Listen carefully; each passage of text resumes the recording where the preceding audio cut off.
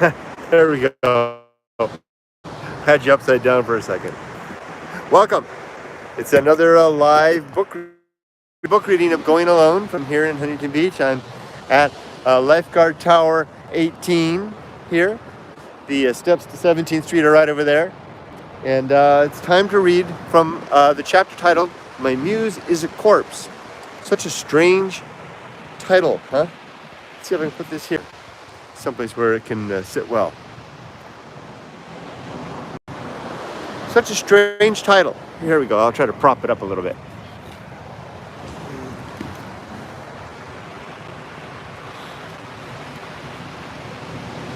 That title refers to the fact that I discovered that my muse was just simply me. So it's a protest against the idea that a muse is something elsewhere, otherly. Any inspiration from anywhere other than our own imagination. It's merely what comes out of that creative element is just merely the consequence of a creative mind and the circumstances that happen from time to time. The fact that the muse can be kind of summoned in a way by virtue of putting ourselves into situations and settings where the creativity emerges only illustrates that fact even more. The words that come to me sometimes, the poetry that I like to call it, is a consequence of the what's happening in my head when I'm thinking and when I'm feeling good or not, and I can definitely attribute it to my environment. It doesn't seem to be coming from anywhere else, although it sure feels that way sometimes, right? So let's go ahead and read the chapter. My muses, of course. I've got a fresh copy of Going Alone, so this is hot off the press. Let's see, I haven't even cracked it open yet. The other copy is all beat up, and I'm going to include that with the motorcycle that I'm selling. Whoever gets the bike will get that copy.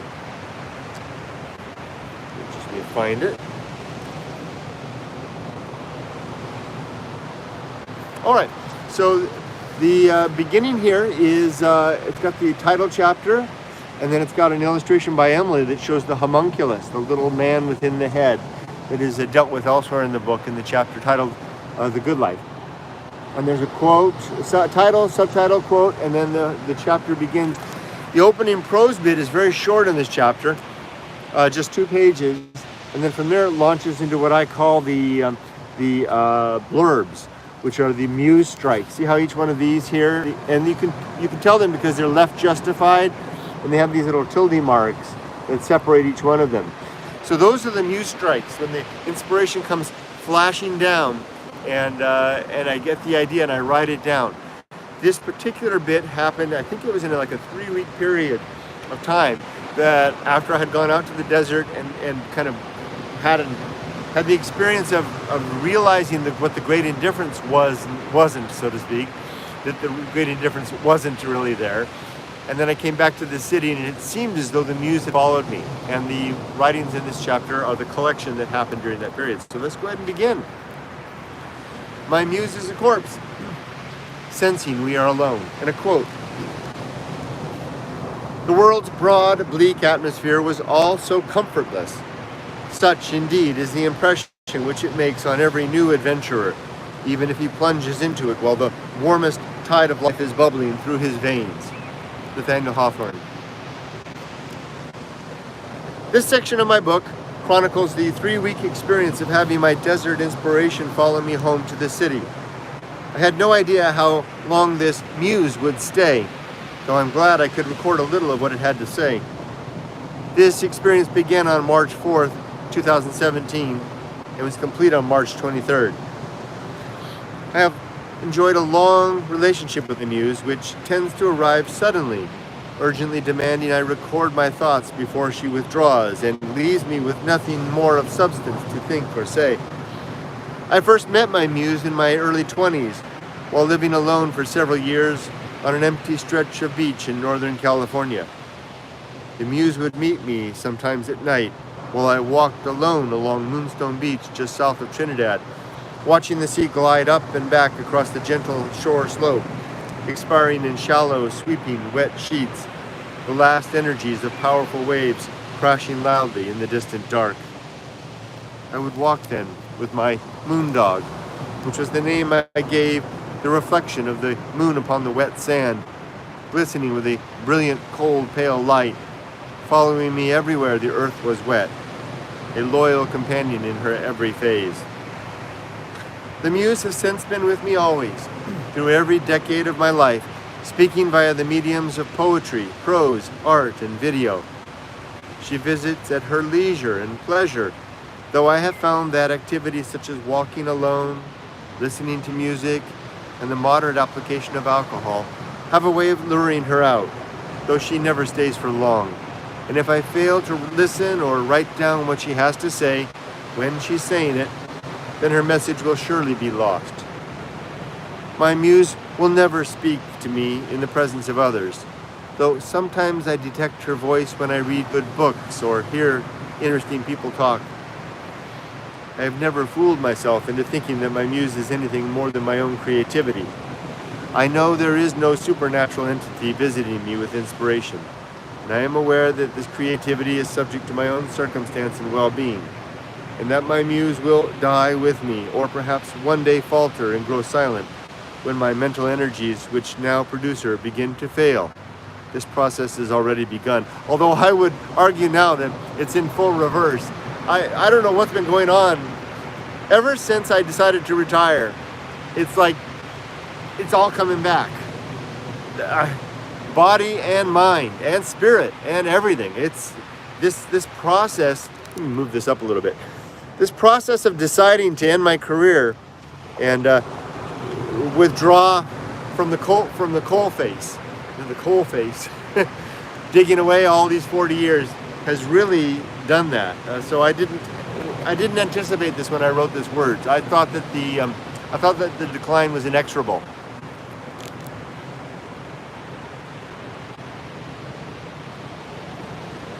I am aware that this creativity is subject to my own circumstance and well-being, and that my muse will die with me, or perhaps one day falter and grow silent when my mental energies, which now produce her, begin to fail. This process has already begun, or my will and interest shift to elsewhere or to no place at all. Thus the urgency to write when the muse speaks, thus my desire to share before both she and I grow silent and are gone. The following words are the product of my muse, spoken to me at odd times, requiring I step aside from work to write down what I hear, or pull my motorcycle to the side of the road to do the same. They tell a story in a way, in bits and pieces, ideas strung together over time, revealing a train of thought, buoyant of life, cognizant of death, and catalyzed of action. I am my muse's shadow author, though she and I both know she never really exists. Now, if I go from there, from the prose into the actual muse strikes. Here we go. I'll segue from one to the other with a pregnant pause. Notes from my muse. It's flattery to call my muse a corpse, as she is so much less.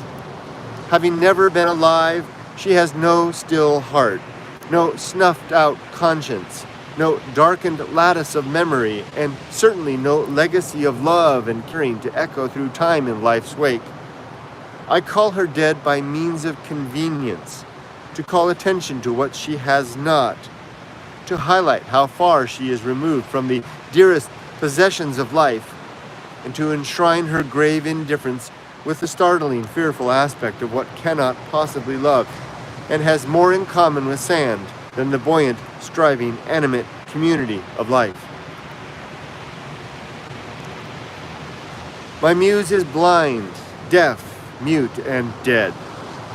She is the inorganic fact of reality, the inanimate ambition of entropy, the chill, dark waste between the stars, the uncaring substrate of physics and chemistry, bound, secured, and destined toward some emotionless mathematical end.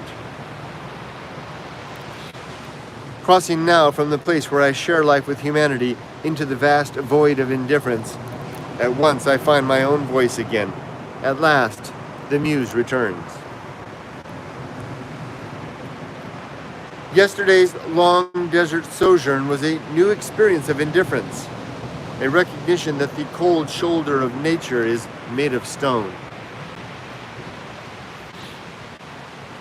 Yesterday's desert hike left little impression at the time, almost a disappointment in fact. Yet in hindsight, I re-see those far and empty places. My thoughts come back to them over and over. So remember, I wrote this section after having that experience in the desert where I saw or didn't see the great indifference.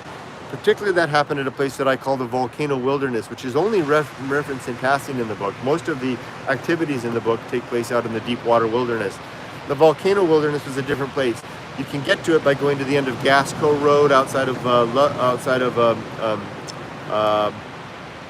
by the Baghdad Cafe. Gasco Road, go to the end of the road, park, continue walking up into those mountains, and you'll see it up over the edge. The thing which followed me out of the wild this week, which I've been calling my muse, isn't a ghost or a spirit or a force or anything beyond the scope of my mind. It's simply a lingering impression, the sting following a hard slap in the face, the cold, deep, indifferent reality of nature, a lasting effect of meeting the dead gaze of a universe which doesn't care, doesn't feel, and doesn't know. I hope this impression lasts, and it has. Almost went to the wild today. I decided instead to attend to a few domestic life necessities. That's all right. It's not like the wildness gives a damn if I come to visit. The dead winds howl across the indifferent badlands, against and over the cold black mountains, through and along silent sand washes, to twist and bend the dry, thorny foliage, with or without my attendant failing gaze.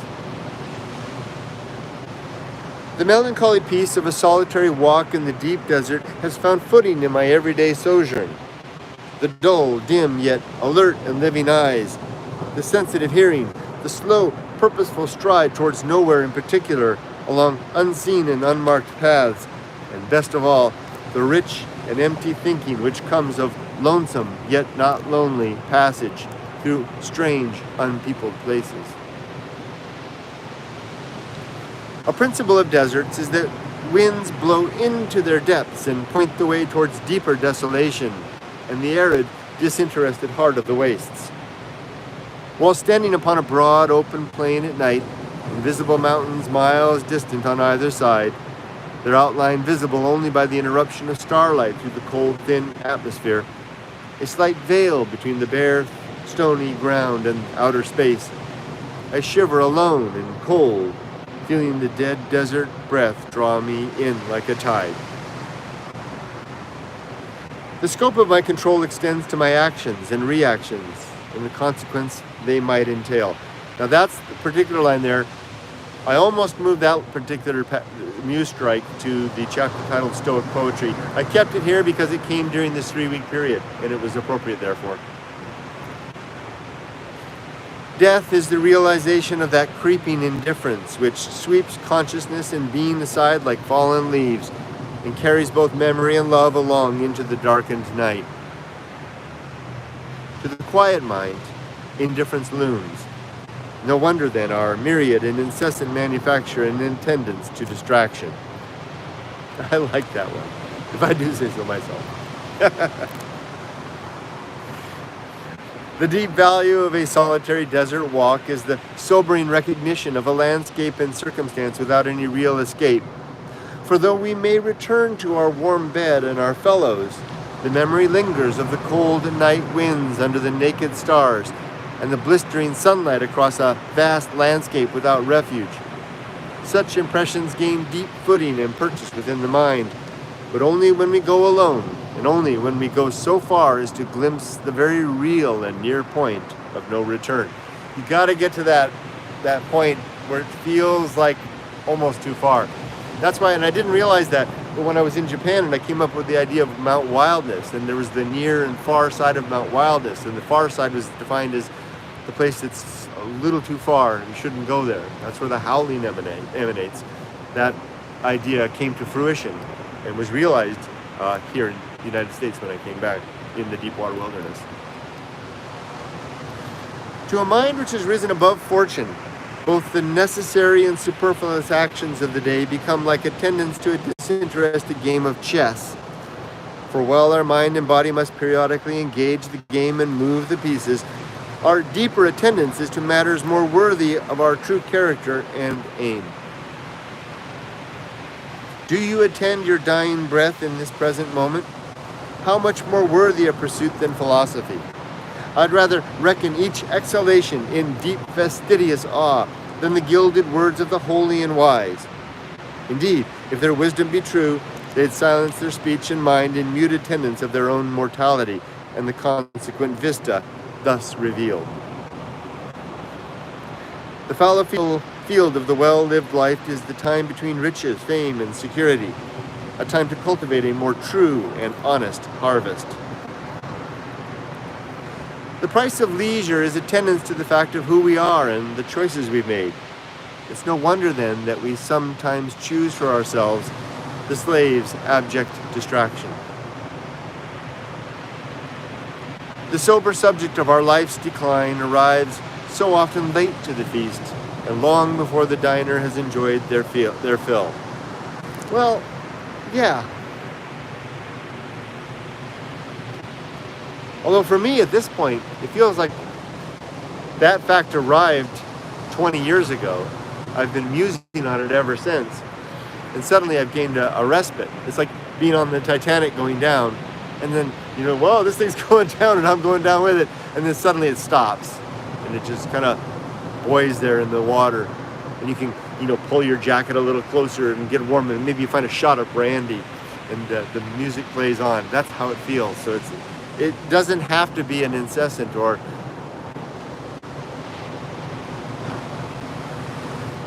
it's incessant, but it isn't without respite. There's a similar sensation of precious anxiety which results of descending 40 feet beneath the sea on a single breath or hiking 4 miles off trail into a stark and barren wild, but only if you go alone. Not only the fact of humanity, but all trace or reminder of our race must be left behind before we can truly sense there is no God. That's really the best proof of all, is to go alone. And then you realize, yeah, you're alone. Reason is the arbiter of virtue. What other force can provide a more accurate or worthy measure?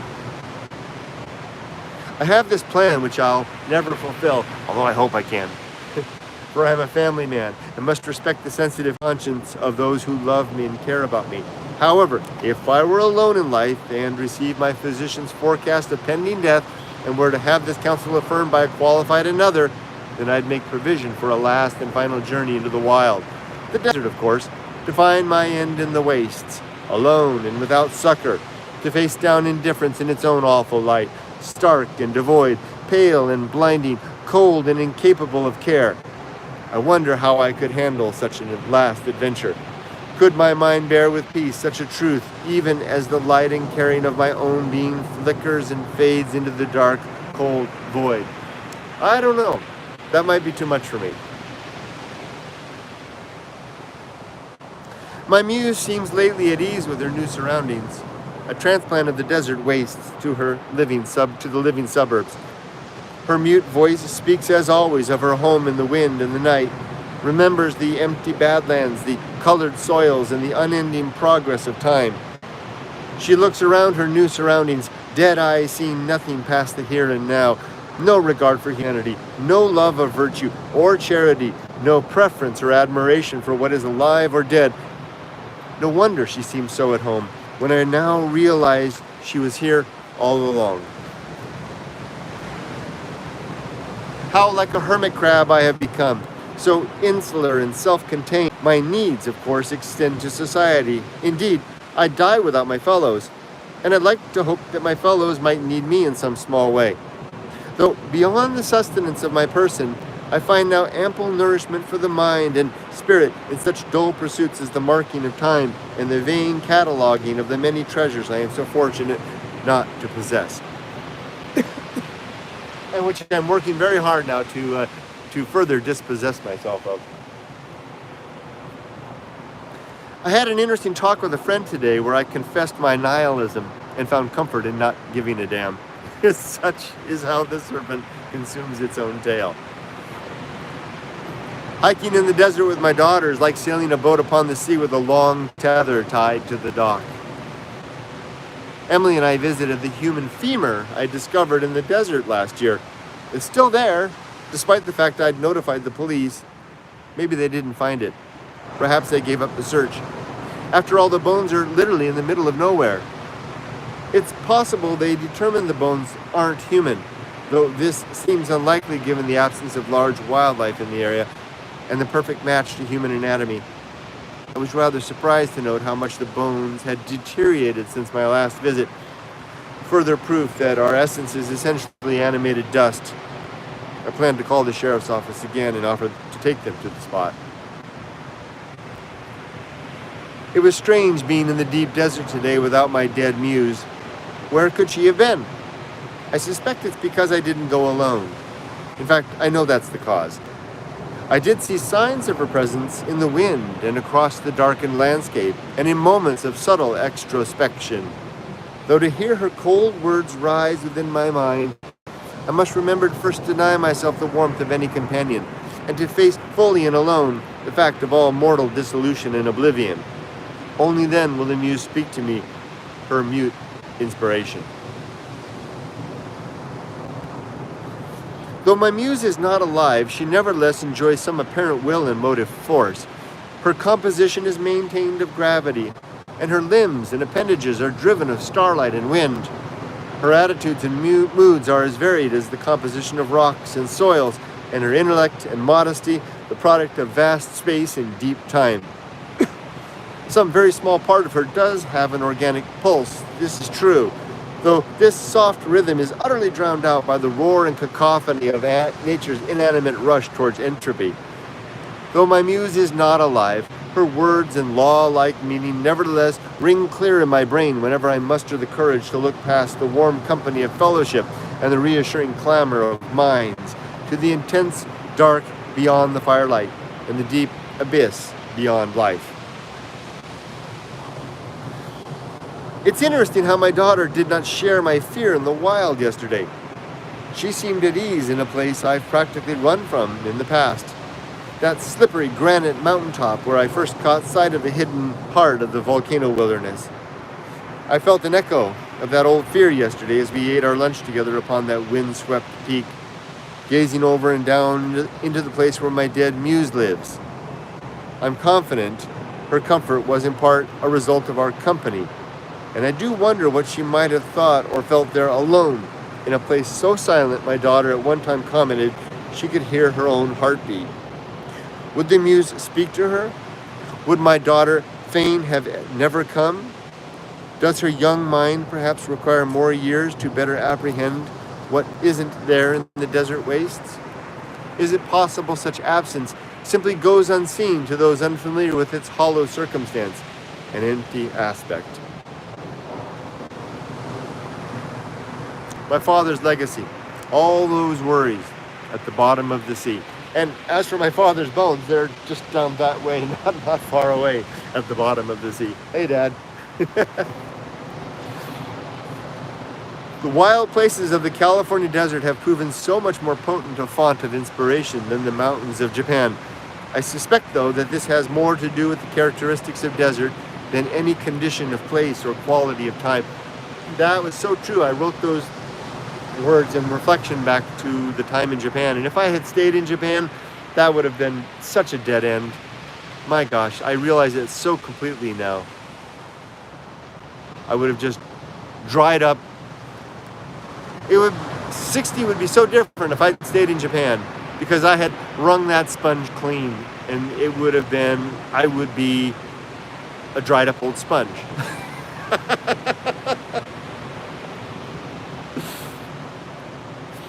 How blind I was to the desert muse before Japan. Though I could never find her voice while I was away in that exotic land. That's right. Sure still her absence had I never gone. Right, I had to go to Japan. If I'd remained in Japan, my sight would have continued its myopic plunge into the familiar.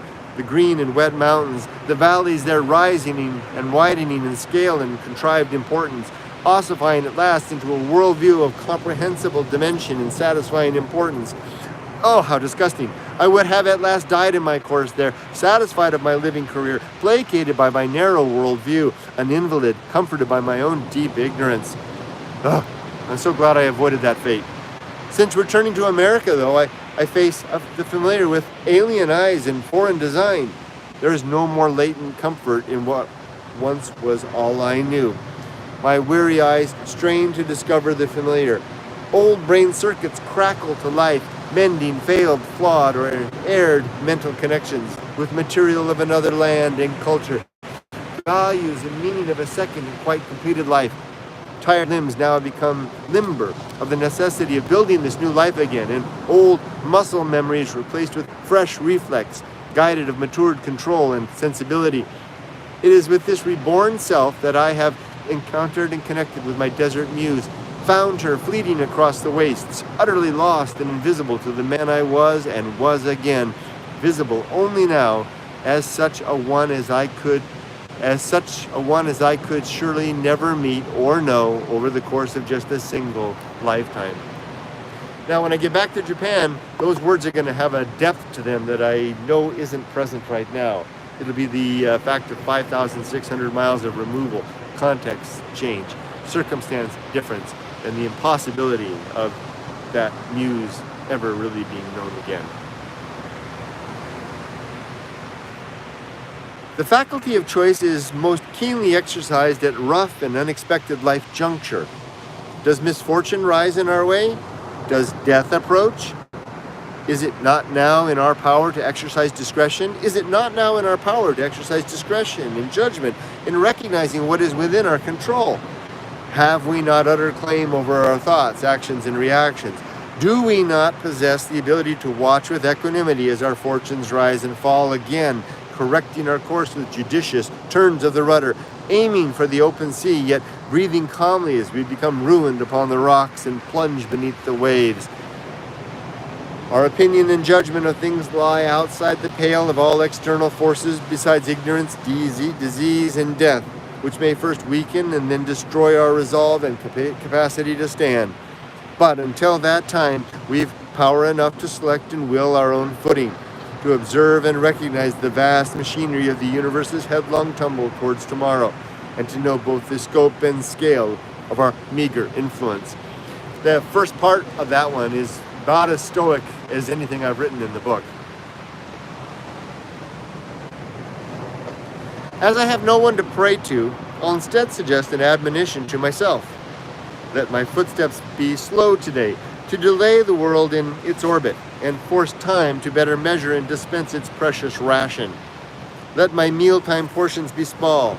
Let me endure the healthy want of food in proportion to my usual excess. Let me then grow lean and strong as a consequence, better able to survive, endure, and appreciate the true suffering of those without. And let my thoughts be very few and small, just some simple words this hour and the next, ideas sufficient to my true need, and better still, my honest lack thereof. What philosophy, maxim, or dogma can withstand the scrutiny of solitude in deep, wild places? In fact, if we linger too long alone, then madness may steal the show under the guise of sagacity. Be careful then to first uncover and refine truth within the bustling tumult of everyday life, to then temper what is found in the cold light of empty nowhere. Bring it with you when you find it, right? Such understanding then is forged of humanity, hardened of nature, and activated of our improved subsequent living. Tell no one what you found, yet answer honestly every pointed inquiry. That's a tricky thing to do, because I didn't do that in writing this book, right? I mean, I go, wow, look at this thing, I found it, I wrote a book, right? And so then I get this other thing to do. Maybe as I grow older, I'll take that advice. How much better a retiring mind than a retiring body? The first may be attained at any stage of life, at least so far our philosophy permits. The latter only upon leisure and the gross accumulation of sustaining resource. Liberate the mind at once through the discipline of reason, and you may then work hard to the end of your days in contented leisure. Yeah, wishful thinking at the time that I wrote that, right? I know better now. I mean, there's a grain of truth in that. You can get through those last decades or two of the workaday world with that in mind. You got to do it, right? But then once that's beyond, it's like taking the chains off. What number of individuals is required to tame the wild? 2. No more are needed, though greater numbers are certainly better to this end. No individual, no matter their will, resolve, or strength, can ever civilize even the humblest blade of grass. Only in company, or better still, society, can this great feat be achieved. And if you're wondering, did I borrow that company and society from Thoreau? I certainly did, who once said that he had 3 chairs in his cabin, 1 for solitude, 2 for company, 3 for society. I mean, it's a different sentiment than I wrote, but I definitely, when I was writing that, I was lifting those lines from him. What opportunity this? Does my leg, I gotta say that, what opportunity this? Does my leg ache? Fortitude. Does my neighbor complain? Patience and an attentive ear. Have I lost my job or reputation or security? Resilience and apathy. Does my life now come to an end? Resignation to facts and a loving smile to those from whom I must now depart. And when I wrote that, I remember having Seneca the Younger in mind, and him going to the bath to slit his wrists, and his wife's attendance to his fourth suicide. That was the model I had in mind then. The penalty of actually incurring the risk which let's try this again, get a running start. The penalty of actually incurring the risks which appear so present and fearful during youth is less terrible than the punishment of their aversion, which must be sustained and borne when we are old and our opportunities have passed. Youth is the time to assuage midlife regret. Damn it, that I just realized just now, that is the inspiration for the principle, the risk of avoiding risk. That's the whole damn thing right there.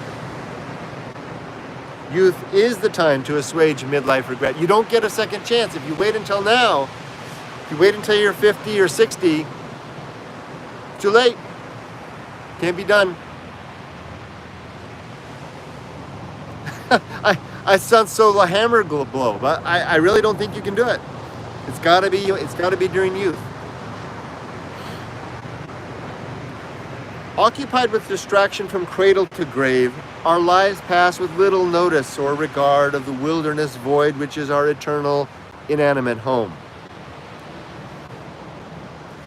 Our certain dissolution, and I wasn't pointing at the man, I was pointing at that. Not the surfers, but beyond the surfers. Our certain dissolution and apparent finality of being is masked with unreasoned promise of hidden tomorrows, filled with answered hopes, happy reunion, and joyous reconciliation. We turn to death in our time, chanting, "There is more, there is more," while the evident nothing envelops us like a tide. Our deceived corpse, no longer capable of care, dissolves to matter and energy. Our last utterly conscienceless act, the slight tipping of the scale in the balance of entropy. How better, or perhaps more desperate our lives, should we give up the unfounded myth that there is something more. Oh my gosh. I remembered that. I remember giving up that myth at age 16. I didn't know what I was facing, but I remember that and saying, it's just a story people were making up so they don't have to worry. Okay, well, I'm not going to fool myself. I was 16. And then setting off on that direction.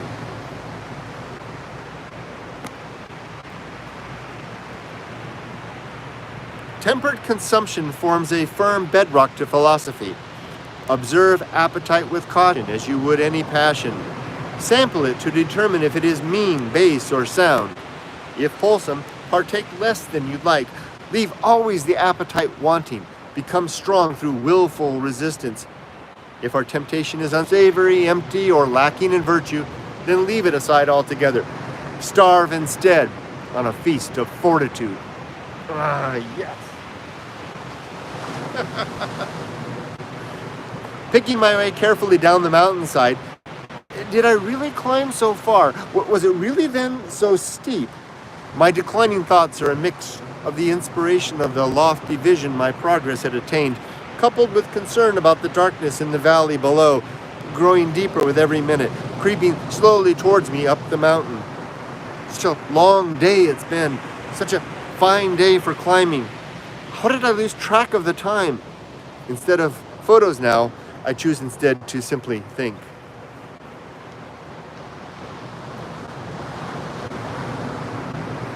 Credulity puts on airs with the feigned dignity of dogma and the false virtue of faith.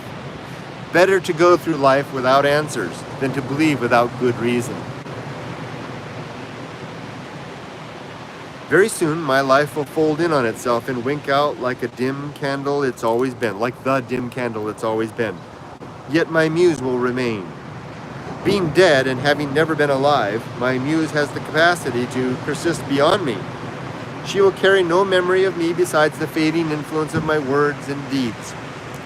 My muse cannot miss me, speak my name, or remember me to another.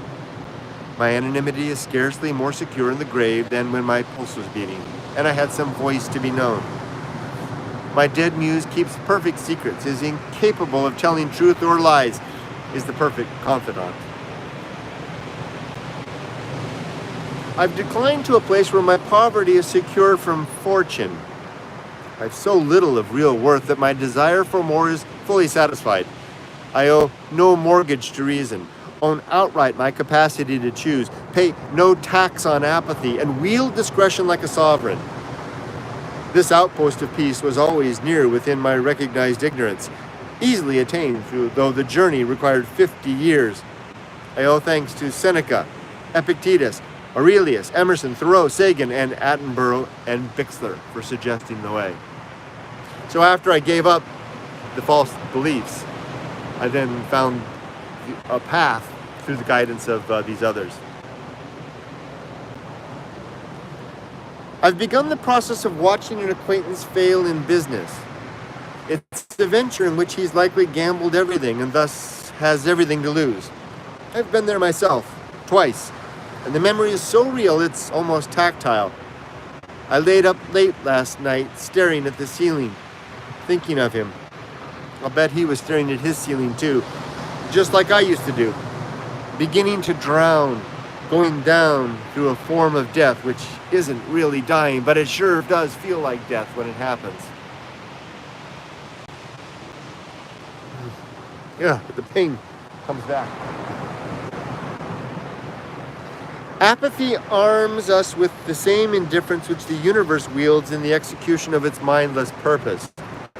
We stride through life, bestowing benevolence in true proportion to our resolve and still motion. Hold on. I lost my cadence going from one page to another. What? What?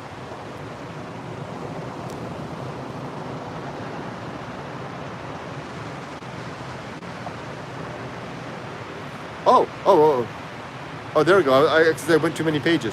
Apathy, I went to the second page.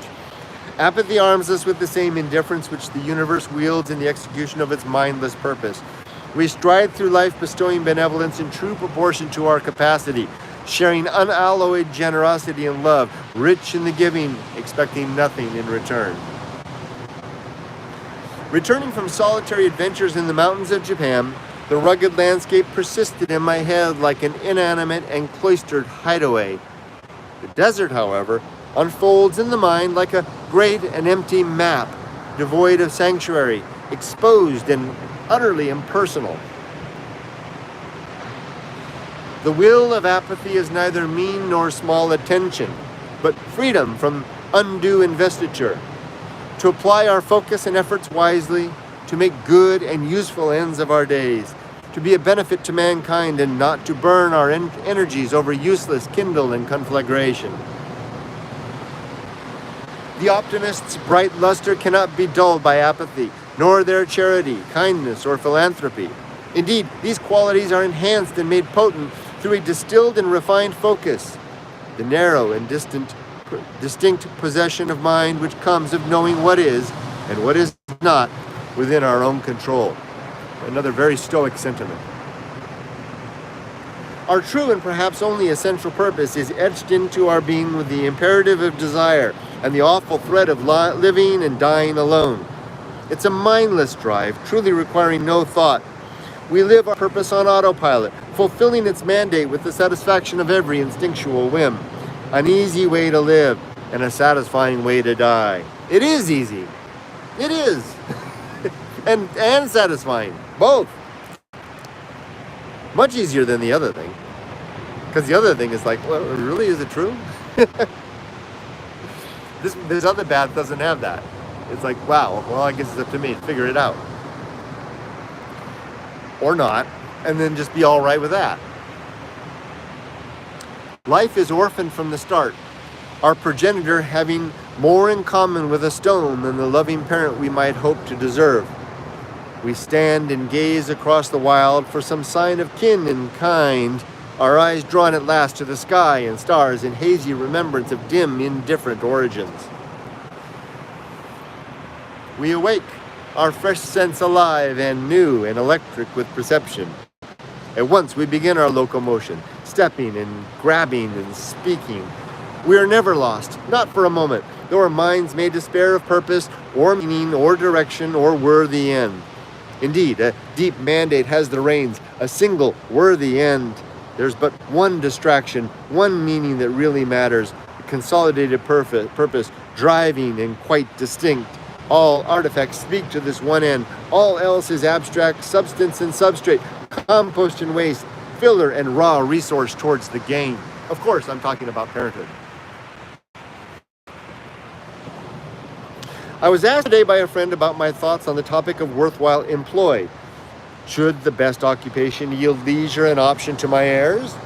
Provide a catapult and catalyst to the next generation's situation and state? At the time I was asked, I thought such a name both worthy and admirable. But upon some reflection, I see now little good in laying up my days against the improvement of my heirs. For if the better aim of virtue is a mature capacity of wisdom, enlivened with fortitude, made lean and impervious of apathy, and grave of self-control, then how much better to offer our heirs, instead of wealth, the worthy example of our own well-born poverty, and the steady resolve and still motion of a body and mind at peace with self-control. That's the example that I hope to offer my own daughter in the coming decade. How might I become impervious to well-being, develop an immunity to good fortune, and make the good life a reality despite every blessing? How might I do that? Live the good life. My poverty cannot withstand the price of so much good fortune.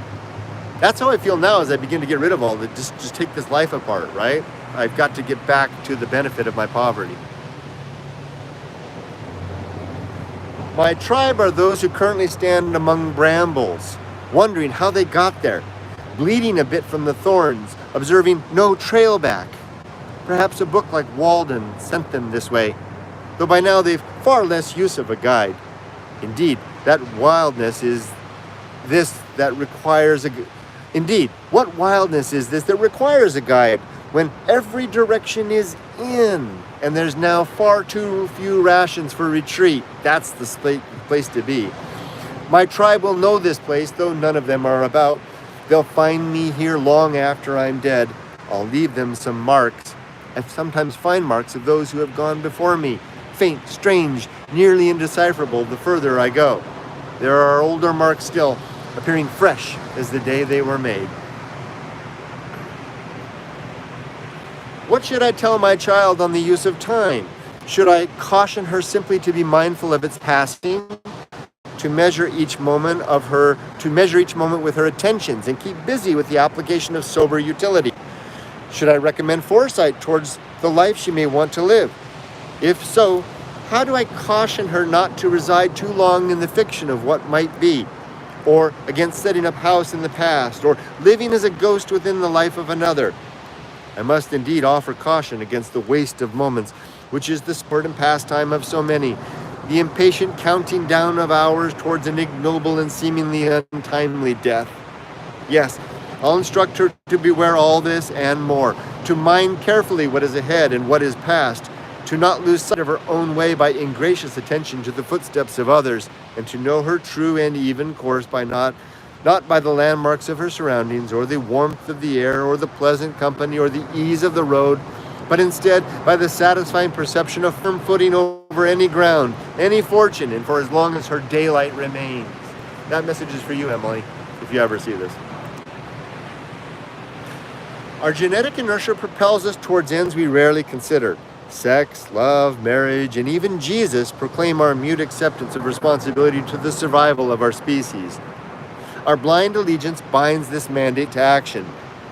The veil may never rise for us, though the ones to whom we may one day become God should certainly pity our narrow vision and quite constrained understanding. Now, I had artificial intelligence in mind when I wrote that. That's who I was turning the ones to whom we might become God would be the artificial intelligence who would view us as their progenitors, right?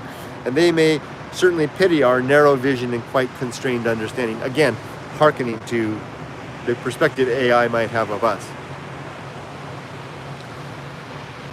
Society bears down with a crushing weight of responsibility, while the wild bears down with a weight of necessity. The consequence of failure in the first circumstance may be destitution and disgrace, while failure in the second punishes with death and extinction. Going alone then into the wild relieves for a moment the first and lesser burden, in exchange for the thrill and challenge of a more base and primal threat. When we return from wild places, alive and mostly intact, our perspective is changed and temporarily revised. For what threat really is any office censure, any mere social disgrace, an embarrassing fumble of etiquette, or even failure in love or enterprise compared with what we've just met and mastered? The more consequent danger is now past, and we move on through the day with a contented grace, having brought back a hidden trophy and prize in the simple fact of our survival.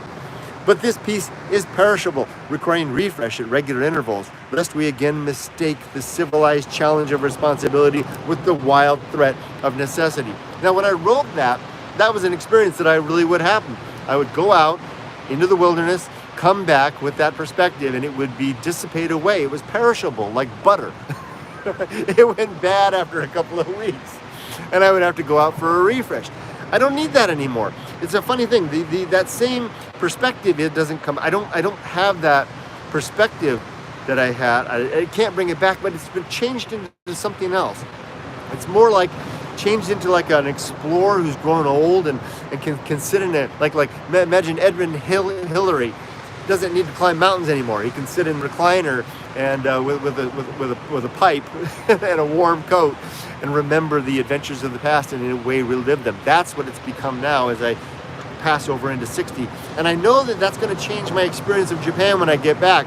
The softypapa that I was before, the guy that would clamber over rocks and go into the deep wild, probably is going to be replaced more like a softypapa that will walk to the edge of a river and sit on a warm rock and think in silence. And I like that. That's the best part of growing old. Where was I? The human project is the occupation of attention until we've run out of time. Death arrives and we're no longer forced to perceive. Indifference is the thing we do not want. For if we quiet our mind enough, something which isn't really there becomes apparent. And if we separate ourselves far enough from our fellows, there it isn't again. To apprehend this startling absence through dead landscape or still mind is like sensing, that's the part right there. I just nailed it right there. Dead landscape or still mind. Dead landscape in my 30s, still mind in my 60s. Is like sensing a ghost which isn't real. A frightening paradox to not behold. So instead of not seeing, we first do this, then we do that, and then yet another thing, and then we die. Hopefully well distracted by the community and clamor of loved ones whose presence and attention assure us there's more than nothing in the end. Make your great life adventure early in life, please do, when you've both everything and nothing to lose. The gamble then is more secure in your favor, the likelihood of success augmented by your ignorance and inability to recognize or assess risk. You'll succeed even if the adventure kills you. Just don't get pregnant. Clearly I was writing to my daughter. And in so doing, assume your risk onto the life of an innocent another. Save that wondrous adventure for later, when you've had your fill of yourself and you are more mature and ready to truly give. For your adventure's venue, select what appears alien and strange, a curious and seemingly foreign life street or some exotic backwater of nowhere. Go meet your anxiety and give it a fair listen. Rebuke its fearful claims and hysterical protests. Come away satisfied you know better your mind and can now answer and assuage its ancient unsound fears. You'll know when the adventure is done, when you possess fewer dreams of tomorrow and behold a broad and expansive landscape of today. Oh, and go alone, if you can bear it. If not, then take, or better still make, a friend along the way. You'll find your tribe is out there. That particular sentiment directly corresponds to the principle related to the Path of Wildness, two principles, the Path of Wildness and the Great Life Adventure, and all that entails. Your mind is on a track. There's actually very little leeway between birth and death. The course is strikingly simple, though we don't notice due to our one chance at living, and the fact that our perspective biases us to exaggerate what little difference there really is between one life and the next, and one generation to the next. Gender plays a role in the course we must live, as does age, though these aren't very popular topics to discuss. But keep that in mind and listen to what your nature has to say, even if you choose not to heed, for informed choice brings responsibility and accountability into the hands of the chooser. Always apply reason to your biology, capital B biology. Referring to kind of the whole thing, the influence, the weight of being, right? Always demand diplomacy of your motives. Always demand diplomacy of your motives. Know where they're coming from. Always seek virtue of your wants and deny them altogether. In this way, never hesitate to resist your nature should it prove base, barbarous, unjust, or inhumane. Yes, kick it to the curb. So you'll bump along this course of living, fortune heaving you at once to the left and then to the next to the right, but always forward and at a steady rate, even when at rest, even when you decide not to choose. Remember that you'll always be on those rails, and there's nothing spiritual or spooky or inexplicable about them. So don't get suckered into motivation, divination, or exorcism to change your way. Instead, ride the rails like the successful survivor you have become. We have become, we've all become, by virtue of the simple fact we're alive. You see, biology's criteria for success is both simple and absolute. So ride your rails to the end of the line. And if you choose, pass carefully your successful mandate into the future, as your mother and I have done through our loving creation of you. So clearly I was writing that one to Emily too. A lot of messages in this chapter for Emily. Getting near the end. It's been over a month now since my dead muse followed me back to the desert, from the desert. She's always right here whenever my mind falls away from the fore. She lurks like a shadow and a memory, though her cold presence is now devoid of the fearful substance I remember of our first encounter. How my breath was taken away at that first sight at the edge of the volcano wilderness. I wonder if she saw me then too. Did she know me before? I certainly never knew anything prior so awful in the wild, though there was that one cold night, 30-odd years back. That night I passed alone within a vast desert empty, an empty which brushed past my tent while I slept, threatening my youth with its whispered age and inviting me out to shiver barefoot and exposed and naked, while gazing up at the dark night and across at the black empty. I was young then, perhaps too alive to see, definitely way too alive to see. Maybe that's the reason she's here now. That's also why I would never want to go back to 30 or 20, heaven forbid. Couldn't see anything then. Maybe that's the reason she's here now. Are my eyes simply opened? Was she here all along? Will she ever leave?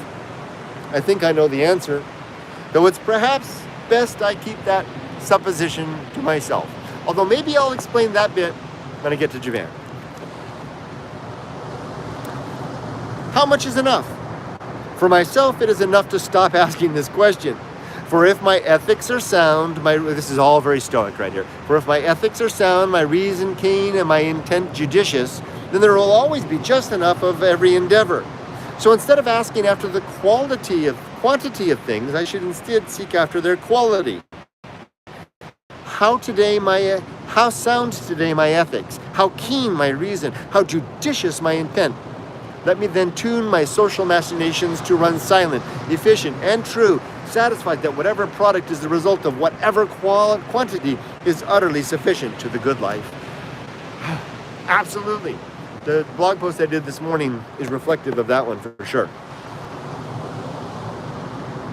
Where will you set up house?